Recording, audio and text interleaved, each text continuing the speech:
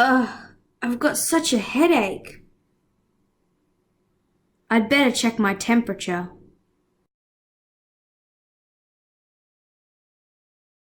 Oh no! 39 degrees! I've got a fever.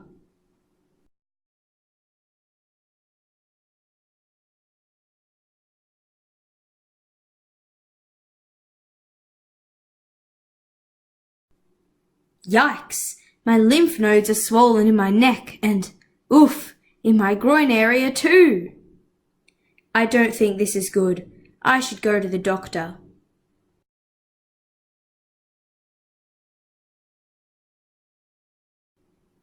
Wow, I'm so tired.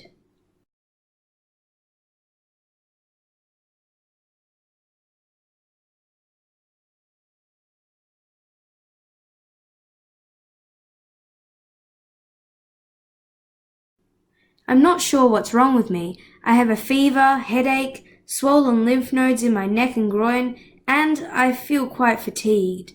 Yes. Those are all common symptoms of HIV.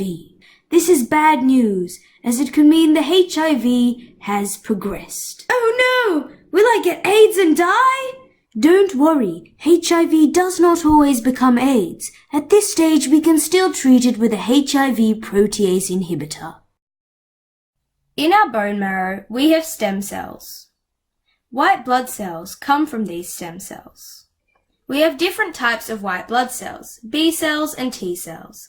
The difference between them is that B cells mature in the bone marrow and T cells mature in the thymus.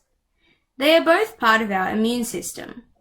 The immune system is our defense system. It fights infection, keeping us from dying when we catch any illness or virus. T cells and B cells are called lymphocytes. Then there are T helper cells, which are white blood cells that help your immune system.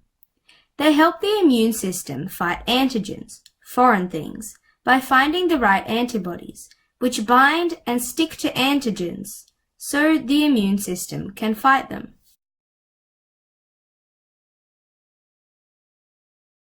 But why T helper cells, and what do they have to do with HIV, you may ask?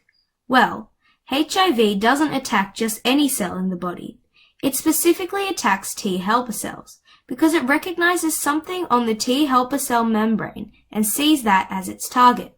HIV can penetrate T helper cells. Once inside, it uses the T helper cell's DNA to make more viral particles and reproduce. HIV also releases proteases in the T helper cell. A protease is an enzyme that breaks down protein into amino acids. There are 20 amino acids and 20 proteases. HIV releases aspartic proteases, which means it cuts at the aspartic amino acid. The proteases destroy that cell.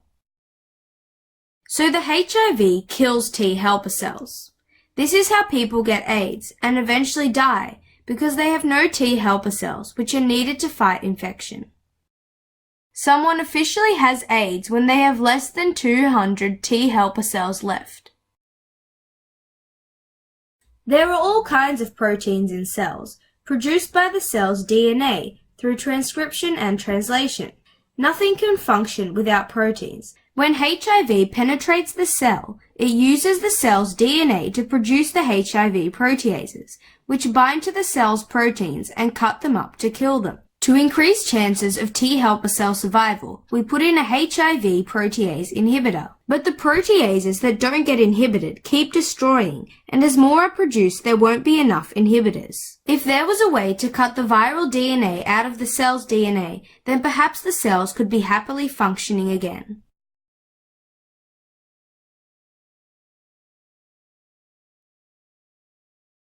(1981) HIV infection is first described in San Francisco and New York City.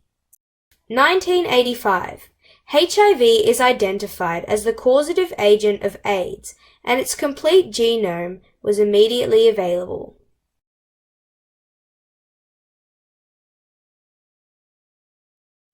1987. The first reports of highly selective antagonists against the HIV protease were revealed.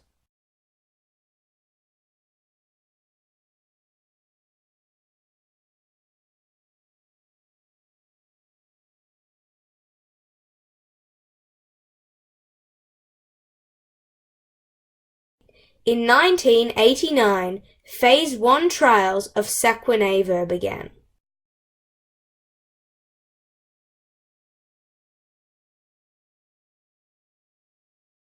It's 1995, and the first HIV protease inhibitor was approved for prescription use. 4 months later, in 1995, two other protease inhibitors, ritonavir and indinavir, were approved. In 2004, the protease inhibitor amprenavir was withdrawn from the market.